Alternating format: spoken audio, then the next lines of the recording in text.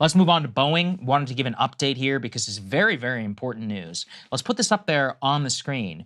What you can see here, this was reported by the Air Current, fantastic aviation-related news outlet. And they're reporting that United yesterday found loose bolts on plug doors during their 737 MAX 9 inspections. This news report is very important because what it demonstrated is that this form of the aircraft where you have a door plug over what was traditionally going to be a door, which was installed by a separate Boeing supplier, Spirit AeroSystems, appears to have problems across the fleet of the 737 MAX 9. This shows us that it's not necessarily a maintenance issue ascribed to Alaska Airlines. This is, kind of both of the types of, both of the airlines which received the delivery of the vehicles, and most importantly, Krystal, the aircraft in question were all delivered between November 2022 and September of 2023, and would not have had their heavy maintenance check that would occur after 4,000 to 6,000 hours of flights,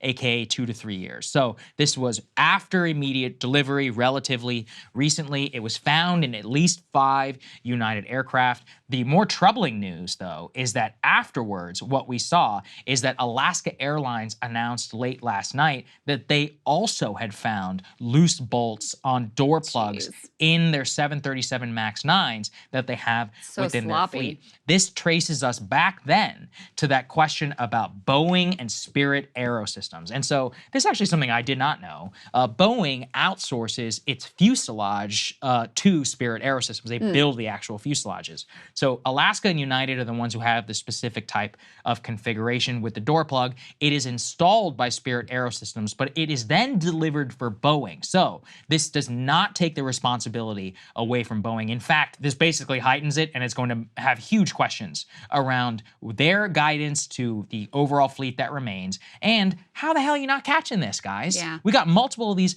loose bolts. The big question right now in the current Alaska Airline incident is whether those door plug bolts, Krystal, were even installed, whether they had fallen off, and that's part of the reason why you had the decompression, or whether they had loosened and then fell off mid-flight, which is what led to the incident. But the loose bolt, it is horrifying because I said this yesterday. If this happened in cruising altitude, there'd be a lot of dead people. In fact, the entire plane could burst apart.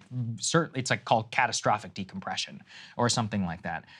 Just to show you, though, the economic impact of this, it's massive already for Boeing. Let's put this up there. Boeing stock, the Dow drop yesterday was almost entirely due to Boeing. Their stock down now by 9%. Spirit AeroSystems down actually even further. They're going to have huge questions for the NTSB.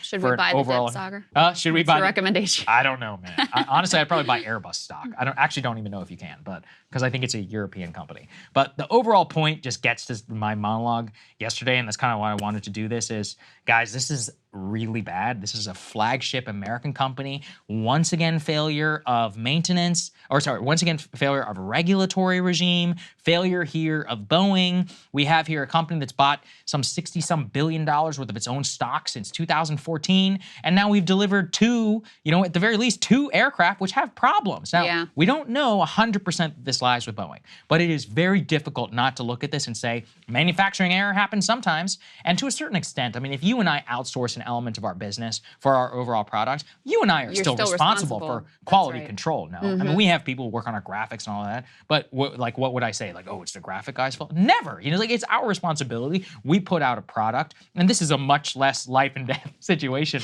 that's happening over at Boeing. So I think it's pretty crazy, to see some of this news. I also want to give credit to David Sirota and his team over at Lever News. They have some they just broke a story that's very relevant too.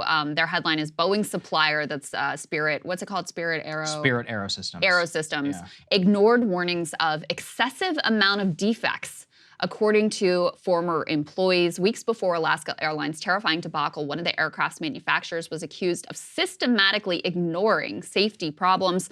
What they say is that they were also asked, this employee alleged they were asked by corporate officials to falsify records to cover up these defects. One of the employees at Spirit AeroSystems, which reportedly manufactured the door plug that blew out of an Alaska Airlines flight, allegedly told company officials about an excessive amount of defects This is according to a federal complaint and corresponding internal corporate documents that were reviewed by the lever. According to the court documents, the employee told a colleague that he believed it was just a matter of time until a major defect escaped to a customer. So is this relevant also to what unfolded here? Raises certainly a lot of questions. Oh yeah, massive questions. It's like, what's happening in terms of our oversight and just in general. Look, Spirit Aerosystems, and I went back yesterday and dug even deeper about, Boeing Company, how they've moved their headquarters, they've had mergers in the past. People who work for the company have been whistleblowing now for 20 some odd years about the financialization of this company, the moving away from engineering and the promotion of these MBAs.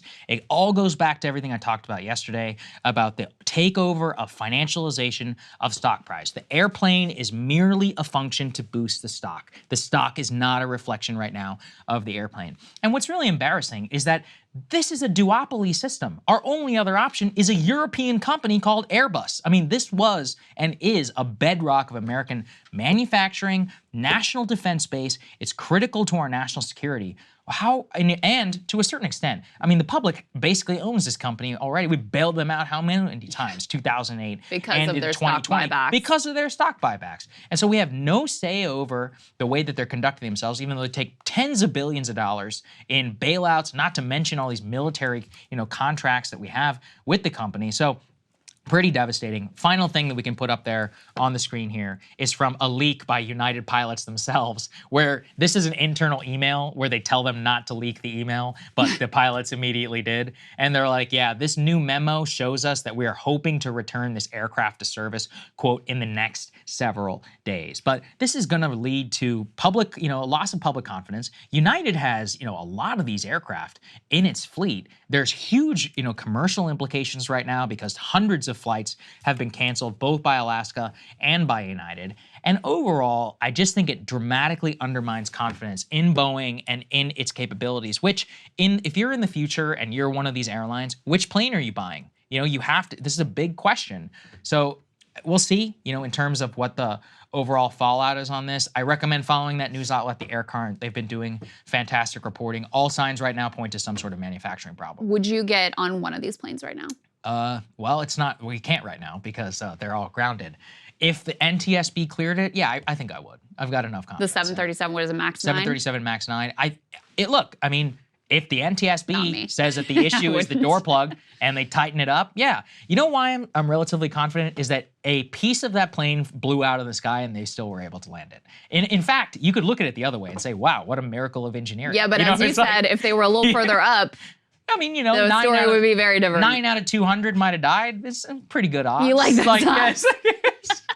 I've gotten so much more risk averse as I've gotten older. Like something about after I had kids, I became so much more risk averse. I don't think so. Well, I'd be thinking about it the whole time I was on that plane. And it'd just be, even if everything was fine, which overwhelming chances are everything would be fine, I would be so miserable during that flight that I couldn't take it. You might be right. But as you know, I'm a credit card fanatic and chasing airline status. So there's no way I'd even be seated in that row. Of course, I'd be at the bulkhead seat where I belong. Don't pay for them, to be clear. You never pay for it. You always use your points and you use these things in order to get it. I should do a whole monologue at some point about how to game the system, but that's a different conversation. Hey guys, if you like that video, go to breakingpoints.com, become a premium subscriber, and help us build the best independent media organization on the planet. That's right. We're subscriber funded. We're building something new. We want to replace these failing mainstream media organizations. So again, to subscribe, it's breakingpoints.com.